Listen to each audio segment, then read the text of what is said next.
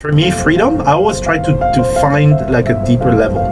For me, freedom is just a manifestation of the fact that you have a choice. If you don't have a choice, you don't have freedom, right? Digital Nomad's most trusted one-stop shop travel bestie. Make your move. Welcome to Nomadify On Air, the place that takes you on a journey to learn the world of remote working and learn the lifestyle of digital nomads in hopes to inspire you to escape the 9 to 5. I am Bernadette, the founder and host of Nomadify On Air, and right here with me is one of like the coolest and amazing and inspiring people here in the island of Gods, Bali, Mr. Martin. All right. Hi, thank you very much for having me. It's such a pleasure, Martin. So, just so you know, me and Martin are like board game friends. Yes, exactly. We met like in a community of digital nomads where we play Secret Hitler. Yeah. Can you tell me like a bit about yourself and what do you do? So I am from France originally. I've been working in, let's say, digital marketing for the last maybe 20 years, something like this. And so I relocated here in Bali. So I've been traveling quite a lot. Did a round the world tour. I basically went to every tropical island I could find on the postcard. Nice. Because again, my business allows me to do it, and we might explain later, how it works. But basically, my specialty is basically creating systems and creating businesses that just run without me, and they basically generate passive income without my intervention. That is so interesting. I bet a lot of people would be into that. Yeah. Can you walk us through like how did you become a digital nomad and what made you pursue this lifestyle? I'm going to try and give you the short story. It's a friend of mine who actually in 2009 he gave me a book, and this book is called The 4-Hour Workweek by Tim Ferriss. And he gave me this book, and he told me that sounds a lot like you, like my personality. And he said you should read it. Maybe there's something you can pick up in there. And so I read the book. So at the time I didn't know anything about what I'm doing right now. But the book actually opened my eyes to the fact that there was this other world that was around me that I didn't know was there. And it basically gave me a direction. So I knew what I wanted to do. And then the only thing I had to figure out was how to get there, And so from there, I gave myself 3 years. And I said, in 3 years, I want my life to be, 4 years. I want my life to be exactly like this guy. Okay. And so basically what I did is I had a job at the time. I was working in marketing, but marketing, there are many different types of marketings and very different. That's true. Because I was working with like Fortune 500 companies, my clients were Skype, Coca-Cola, Procter Gamble and stuff, So they throw billions of dollars into ads and so I decided that after my job, I basically sat in front of my computer and tried to reverse engineering what people were doing, which I had no idea. And so I did that for, so it took me 3 years, and 3 years later, my business, I basically created the business, and my business was like the 4-hour work week, and it was actually 3 hours on Monday that I had to work. Amazing. Shout out to Tim Ferriss. Yeah. He's really changing people's lives. People say, you hear stories about, a book can change your life or something. I can tell you that it's actually the case. It did change my life. My life would be very different if I didn't read this book. And well, there is reading a book, but there's also taking action on the book. So I did take action on it. That's very powerful words, and I really admire the relentlessness. Oh, well, thank you. I really think that's a big recipe in getting to this kind of lifestyle. So you mentioned earlier that you help people to like automate their business so they can make money even though they're sleeping. Yes. Can you tell us more about it? So basically what happened was I started a business. My first quote unquote business that I started was a complete fiasco. Okay. But I learned something very important there. So I started an agency. It was like a web design services, right? So but it was an agency model. So someone pays me, let's say 1,000 to do a website, and then I have someone who does the website for like 300, and I keep the money. right? So that's basically, just so you know, when you pay an agency to do a website, that's usually what happens. And so basically what happens is that I didn't know the first thing about HTML, CSS. I still don't know to this day. I don't know how that works. So the person I started that with bailed out after like 2 weeks. Okay. So basically, and we already had a client, right? So now I end up in a situation where the client is talking to me, but he's talking in ancient Greek because I have no idea what he wants. Oh, I want some CSS, nya nya nya, and it sounds, when you're in the bath and the water is there, same thing.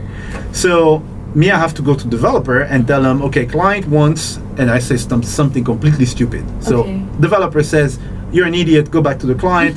And so, long story short, I realized that, hey, you know what? The problem in that company is me. Okay. Because I'm the idiot in the middle who doesn't know what's going on. I need to get out of it. Okay. All right. And so what I did is, so I had two choices. Either I close the company, but I had a client, so I had to deliver because they paid. And then secondly, 2 weeks into the company, I can find a solution. So I signed up to 30-day trials and 7-day trials of many different products, softwares like product management and systems and outsourcing and all that kind of stuff. And I just went through all of them. And every time I saw a feature that I liked, I basically wrote it down on a piece of paper. And then I ended up creating my own system. So I found a developer and I said, okay, I need you to create this.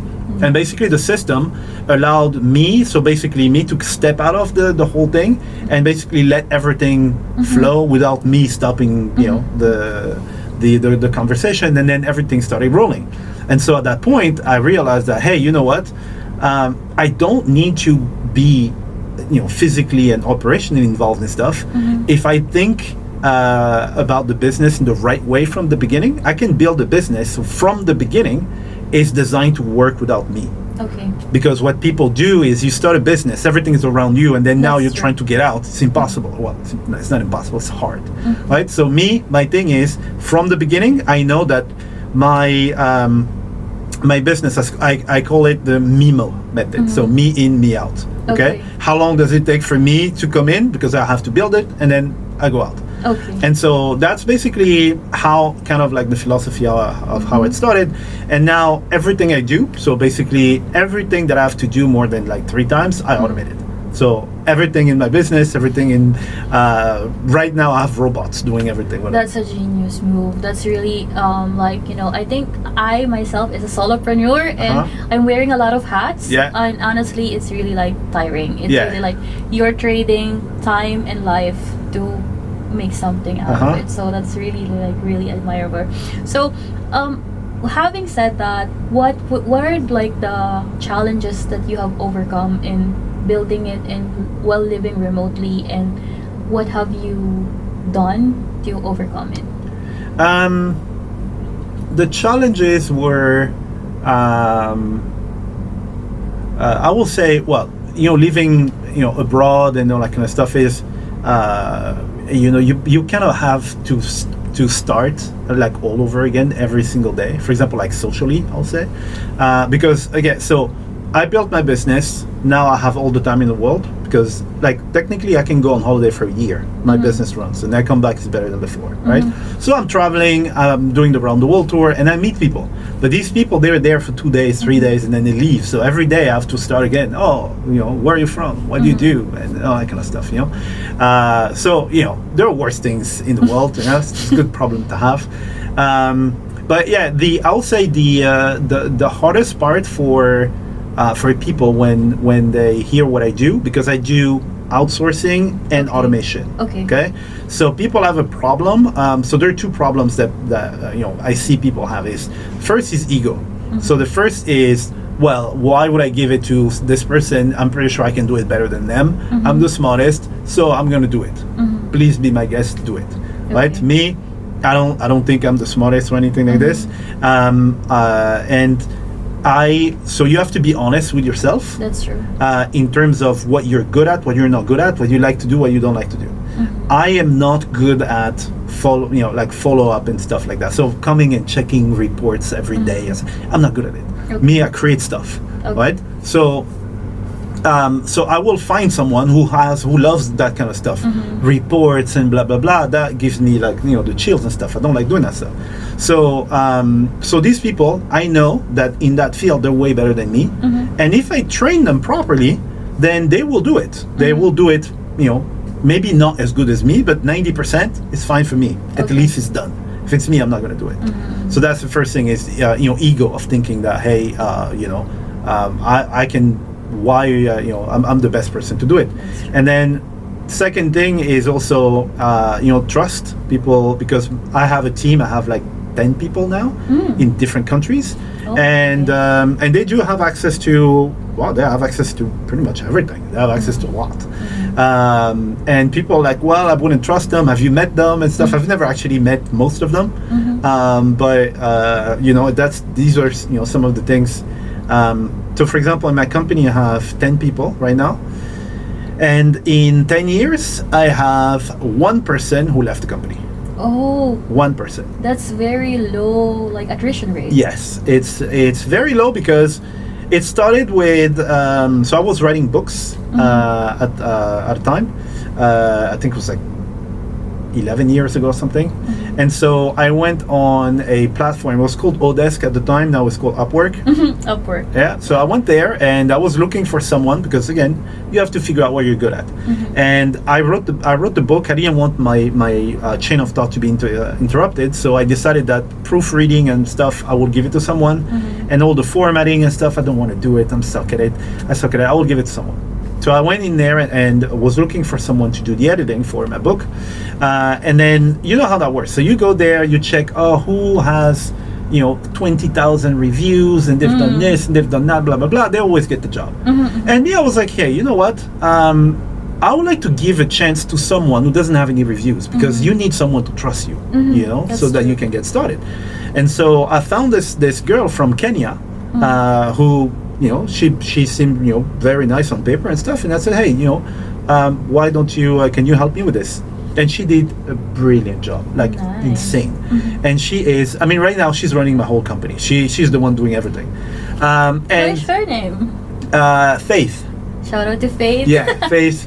She, like, honestly, I don't know what I will do without her. If she says I'm leaving, I'm doomed. Yeah. And then from there, because she was so good and stuff, I trust her. I make sure that her life is easier. I make sure my job as and I don't see myself as her boss. For me, there's like the hierarchy in my company is very flat, right? And my job is to make sure that they're not stressed and that they can do their job easily.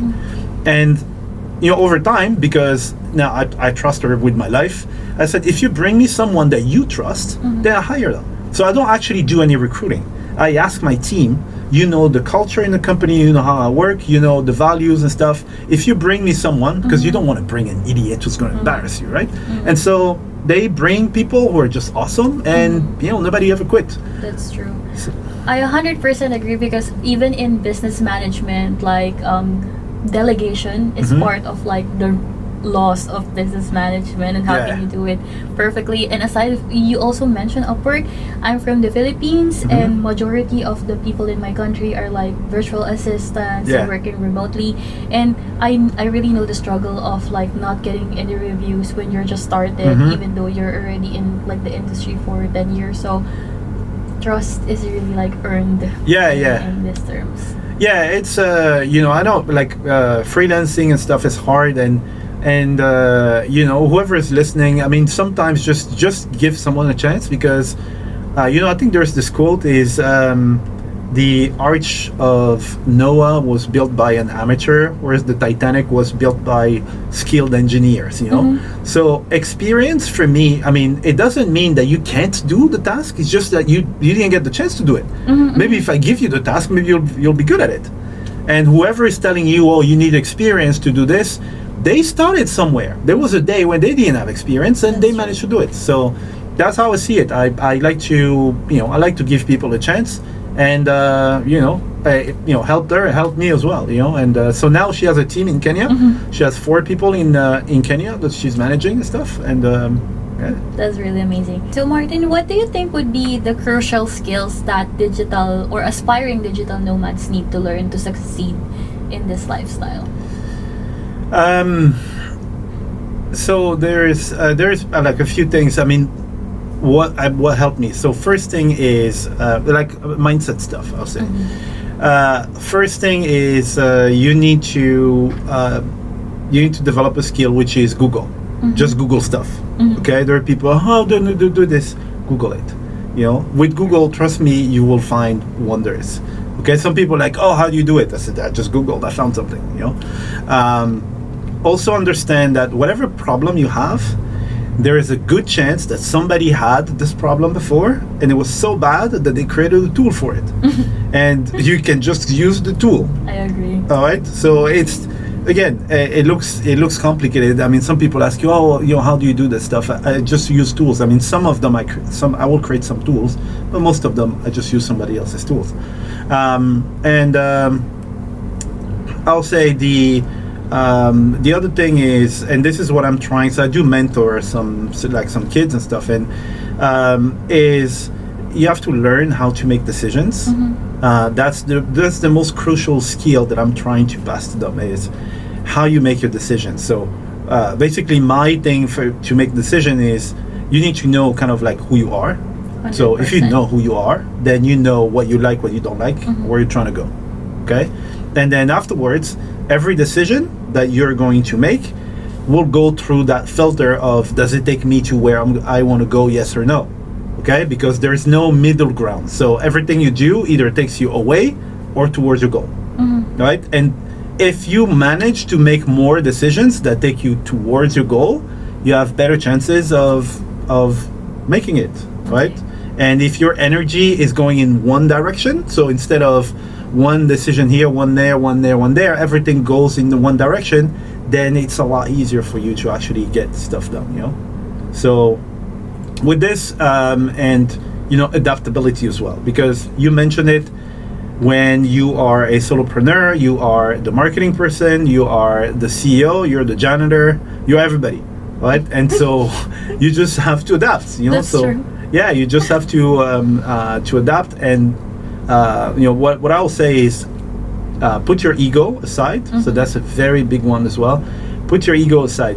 Ego will kill you. Okay, sometimes you might realize that, hey, you know, someone is better than me at doing this. That's 100%. Like, honestly, I also like bought some courses from like prominent coaches or like prominent like institutions, and the first part is really like shaping the mindset. Yeah. So I 100% agree with you that in order for you to succeed in anything, you have to shape your mind first. So Yeah, it's that's the thing.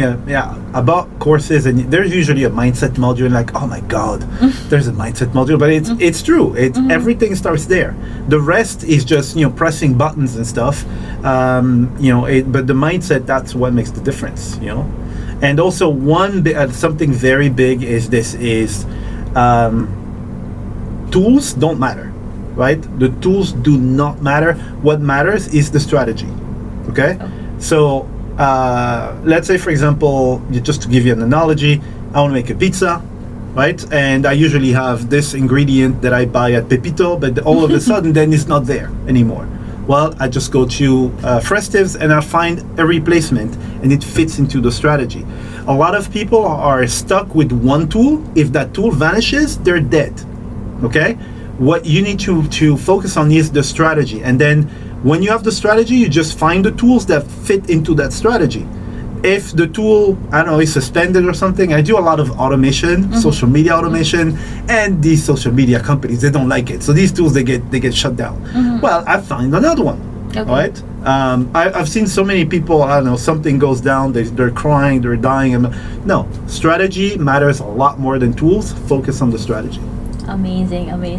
So I guess I'm curious about something more personal, like how does remote working or pursuing this lifestyle affected your friendships, relationships, family, or well, it's I will say it's not, you have to be prepared. I mean, that's me, I like to be honest with people. You have to be prepared.